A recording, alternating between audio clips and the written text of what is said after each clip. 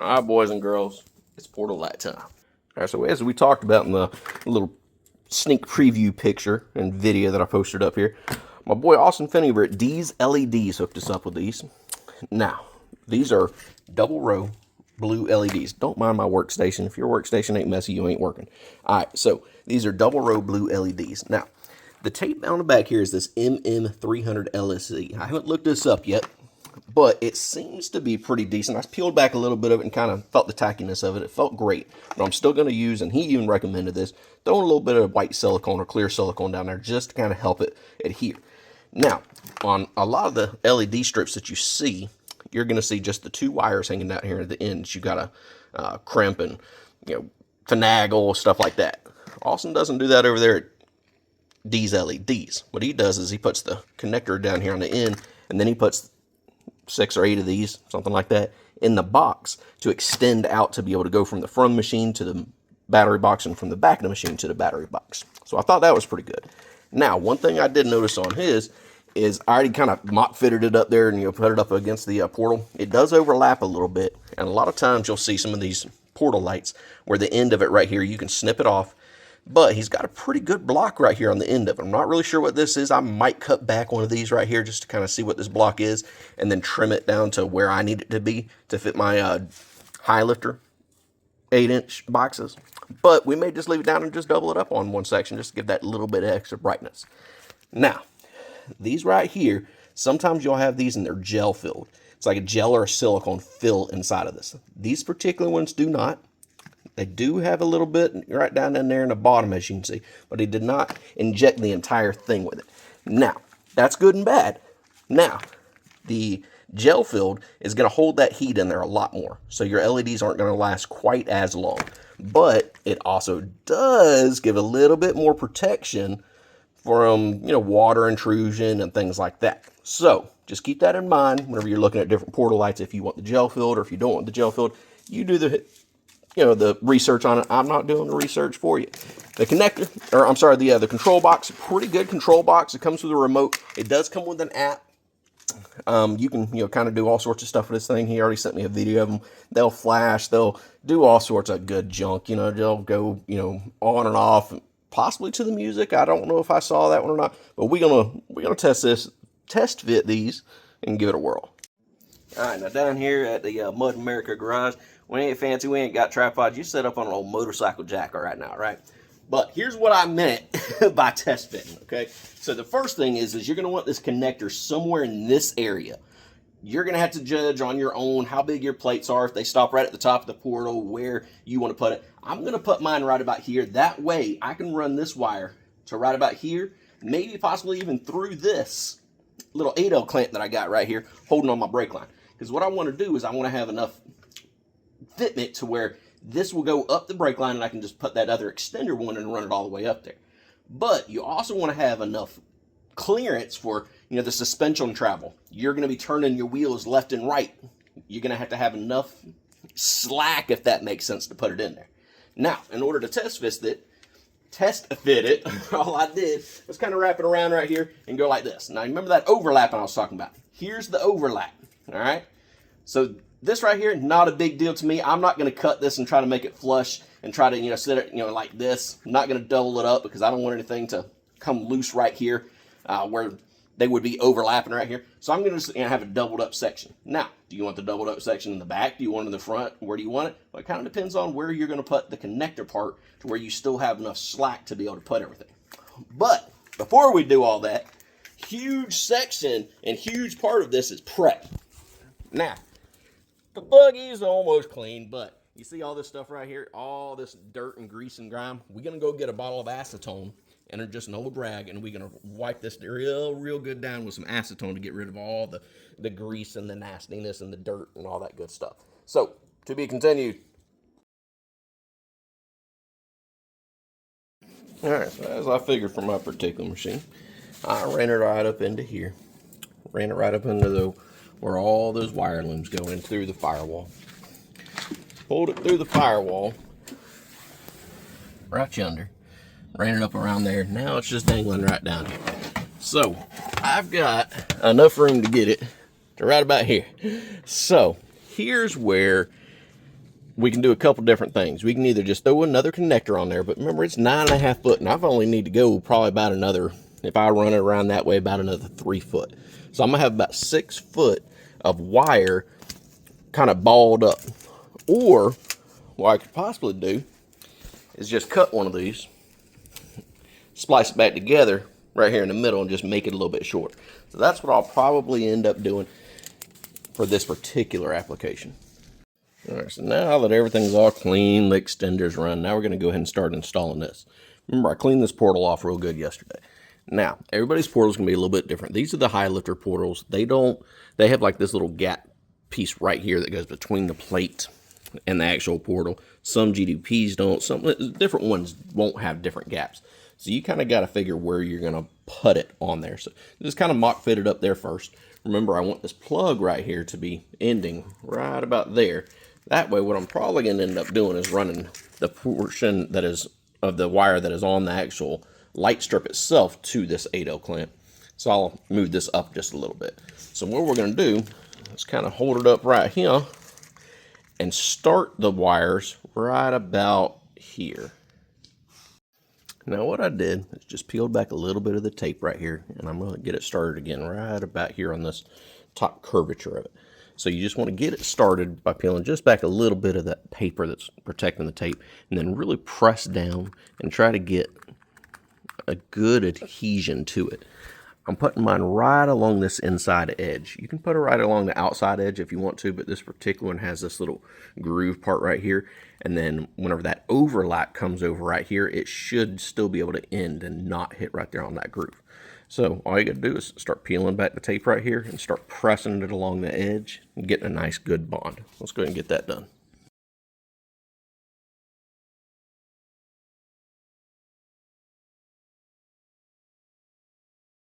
And just like that, due to hyperlapse technology, we got the portal light installed. Now on my particular high lifter portal 8-inch box, it has a vent tube or a vent port right up here on the top. And I still wanted to be able to access that in case I ever needed to get to it.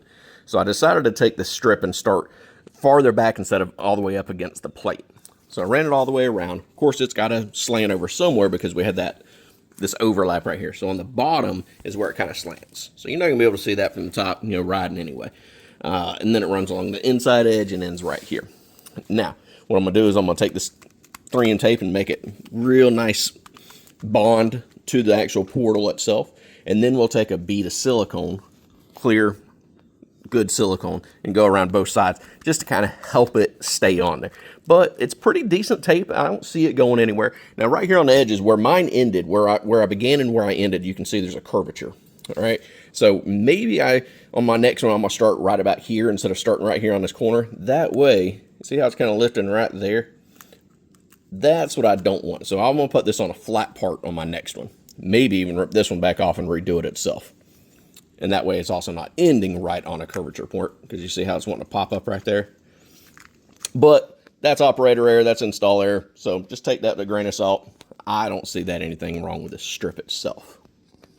Back of this strip where the sticky tape is. All right, here's the tape that we used. All right, he used the MM300 LSE. Looking up this MM300 LSE tape. All right, I wanted to do a little bit of research on that versus other types of 3M tapes that I've seen on similar products. All right, so the 300 LSE tape, not knocking it. It's a good tape. It really is. It's holding and it's bonding good. Now you can pause this video and you can take a look at all these different things, or you can just look it up yourself. All right, the 3M 300 LSE tape is good for bonding, lightly oiled surfaces, and things of that nature. So, yes, even though I cleaned it with acetone, it's still going to have something on it, all right? I just used an old shop rag. I mean, it was a clean shop rag, but you get the point, right? Now, the VHB tape is really good for moisture, temperature, vibrations, solvents, stuff like that, which you can read right here, key features. So, here's one thing, not knocking the portal lights now, but I really wish that they would have went with the different option of the VHB tape, because it clearly says if you need ultimate weather vibration resistance for permanent bonding, choose VHB for its robust acrylic foam core. So it's a different type of material, different type of tape, different type of technology that they have in tapes. So that's one other thing I'd like to point out about this particular kit. All right, so now that she's on there, what we're going to do is we're going to take just some clear silicone. I went out onto the orange blue box store. You can go to the orange and the blue one. I don't care what you go to. I got the window door siding sealant. It's the Quad Max. So it's clear, transparent. It's supposed to be pretty good stuff. It's like 12, 13 bucks a tube for a 9-ounce tube. You can use whatever you want. So we're going to cut this off, throw it on the cut gun, and just throw a nice, good little bead on each side, even right here in the middle, and then right through here, and go all the way around it.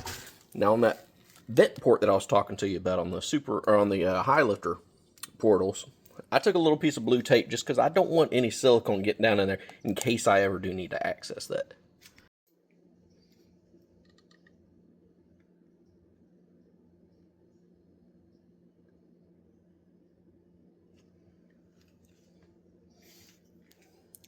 Now, once you get a nice little bead put down on there, the easiest and best way to do this, if you've never used caulk before, you probably shouldn't be doing this job anyhow, but you spit all over that finger right there, get it nice and wet, and then you just run that wet finger right up there along that caulk line, or sealant line, whatever you want to call it, and it'll really get down in there and kind of help push it to where it needs to be and smooth it out, just so it has a better finish.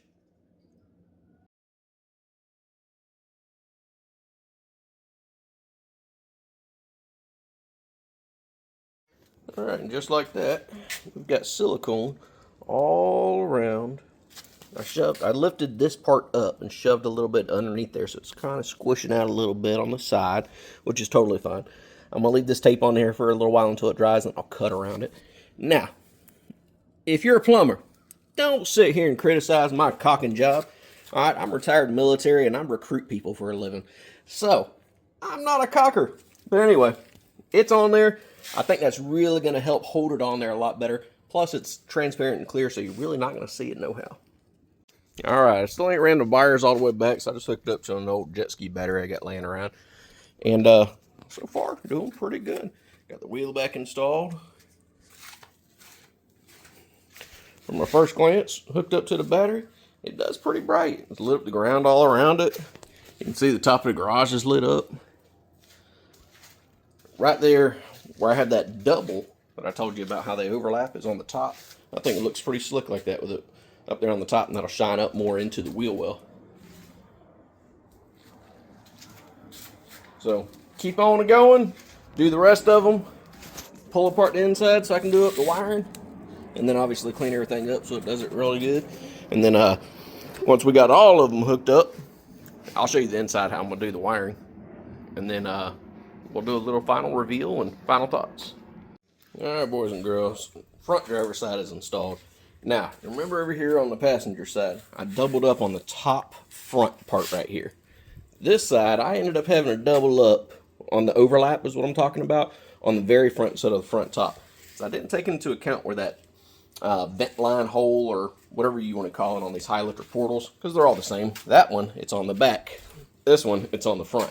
So whenever you're going to go do this, especially on the front ones, because that's what everybody's going to be looking at, and you're going to be looking at mostly, kind of test fit both of them to see where you want this overlap section to double up on you. All right, boys and girls, we're back at it. So today's goal is to finish up these back portal lights. All right, so we're going to run the light strips around after we clean them up, everything exactly like the front, run the wires up to the back to the battery section. Shouldn't be too awful difficult. That is going to take me a little bit longer because I'm replacing these axles while I'm back here anyway, because I already got the Rhino 2.0 axles. So while I got it all apart, I might as well go ahead and do it, right? However, because I'm extra, this control box right here. All right, I'm huge on dielectric grease and everything, ultra black and everything, really getting it sealed. So what we're going to do is we're going to go ahead and take apart this control box. All right, so we can take it apart. We're going to dielectric grease, and then right in here, I mean, it's sealed, but you know, it's China sealed. So what we're going to do is we're going to take this apart, just a couple Phillips head screws. We're going to dielectric grease everything, and then we're going to ultra black everything to really make it nice, tight seal. Also, what we're going to do is right here on this positive and ground, you see how short they are. Now, my battery on this Commander sits underneath the back seat. I don't want this thing that low. So what I'm going to do is I'm going to clip these connectors off, and we're going to extend out the wire so I can mount this a little bit higher. All right, so once you take out these screws and flip it over, you can see the box that he sent. It's already got some ultra black in it. It's already sealed pretty good, but there's an open connection right there in case anything ever does get inside of it. All right.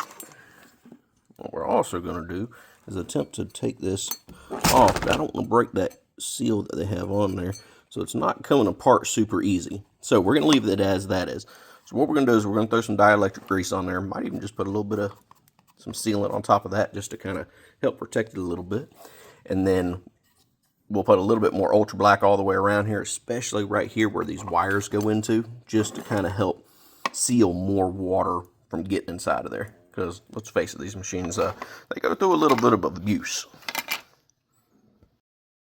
Plan to. We put a little bit of dielectric grease down there. If you're anything like me, your ultra black has always got the stopped up section. I ain't fighting with it right now. So we already have this clear max quad that we put all around the light strips and stuff. So we're just going to clear max all around this. All right, and I didn't do a video before I closed, but whatever, you can tell. So took this off, put that clear max all the way around the edge right there. Put the screws back in. I even put a little bit of sealant right there on the screws. Right here where the wires go into it, I kind of doubled up on it, put a little bit extra. And then I even took a bead and went all the way around it after I had it back together. Use the same method, spit on your finger and kind of rub it around there and make it all nice and somewhat smooth. But it's going to be back behind the seat. Ain't nobody going to see it no how. I just really want to protect it from any water getting inside of it. All right, so we got the back light strips installed. Here's what I did. It got a little bit colder and it rained last night. Even after drying these off the best I can and cleaning them off with all that acetone, the strips are still wanting to pull up just a little bit while I was sitting there, putting them on. So I took a bead of silicone and ran it all the way down the middle of the strip just to help out that tape. Remember, it's not the VHB tape, it's the LSE or whatever it was called tape, right? So I put a bead of silicone on the middle of the strip to kind of help hold it down. And then what I did is it was still wanting to peel up a little bit while it's drying. So I just took a piece of string and wrapped around it, put a little cinch knot on it, just wrapped it around up here. Don't worry about that. I got to replace the bolt and the bushing on that. But anyway, just took a little piece of string, and what it's doing is it's kind of holding this down instead of allowing it to flop around. Like here, I can show you on this one. See how whenever I push in, you can see some of the sealant kind of squeezing out. So this is the only part right here that does not have a string on it, because then I'd have to put 2 or 3 different types of strings on it. But this is holding pretty good. This is the part where it was coming right after this curvature is where it ended. That was where it was wanting to peel up. So just take a piece of string, zip ties, whatever you got, something, and just kind of help hold it down while that sealant's drying. All right, it's been about 24 hours. We went ahead and took off that string that we had on there to secure those down. As you can see, these things are on there taut. They ain't going nowhere, right? So definitely put that strip of that ultra clear, whatever you're going to be, type of sealant you're going to be using, down the middle of that strip, and then also right along the edges of the strips. So we got the wires ran all up through the machine here. The back ones, I was correct. I do not need any type of extenders for the back. I ran them through here, through the firewall, same way that I got my rear winch hooked up.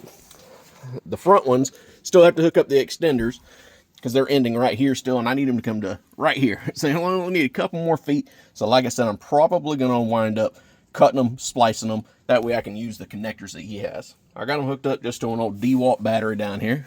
So let's turn them on and give it a look-see. Completely dark out here, but you're going to be able to get the gist. Even with the tires still off on the back, it's going to protrude out, obviously, a lot more than what it would be doing with the tires on there. But here's what she looks like. So this is the static on the brightest that they have. You can increase the brightness or lower down the brightness. This is what it'll look like from the front. Pretty bright. Let's take a look at the back. Again, the wheels aren't on the back, so it's going to be a little bit brighter. And with this phone, obviously, it's not going to give you the greatest, but you can tell just how bright that is. Look at it lighting up everything around here. This is on one of the modes called breathing, where they just kind of go in and out, in and out. You can see how dim it gets. And it kind of flashes almost completely off before it comes back on. You get a little bit of shooting out here from between the rim, depending on what kind of rims you got. You'll get more out here or less out here, but the whole underside of the machine's good.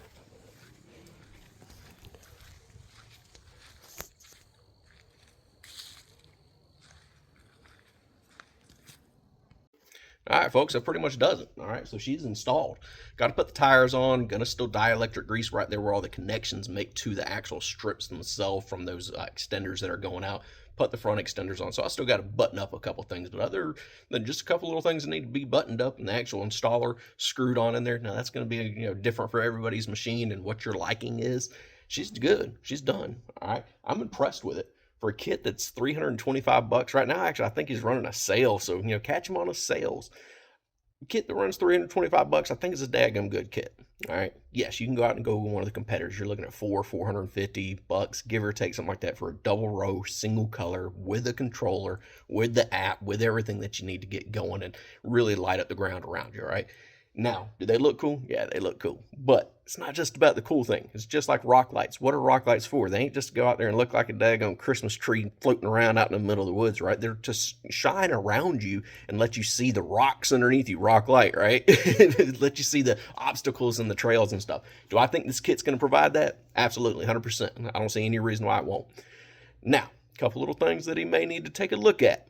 One, possibly offering a gel-filled or a silicone-filled sleeve option for an upgrade, of course. And then that tape. That tape is the one that kind of got me. Now, it's not a deal breaker. And honestly, for saving what you're going to be saving, $75, $100, $125 over different kits, you take this daggum little roll of silicone that we got right here and you put a strip down there when we reinstall it. Let's be honest, you're going to be doing that on the other kits too, right? So is the tape a deal breaker for me? Absolutely not. Am I impressed with the kit? I am impressed with the kit. I think he's running a good company. I think he's doing good. He's been very, very communicative with me. Anytime that I message, Deez LEDs, they get right back to me. All right, so if you're looking for a good kit, I'm not even going to call it a budget kit. I'm just going to call it a cheaper option. Not cheaper on quality control or cheaper on material, just a cheaper option. It's a small company, right? We all start somewhere. Everybody's got to start. You think Google started off selling, or Samsung started selling off these $2,500 phones? No, they were making the cheaper options for the everyday Joe, right? So if you're an everyday Joe, kind of like the Mud America Garage and Mud America crew, hit up my boy Austin. Hit up Deez LEDs. Order you a set today.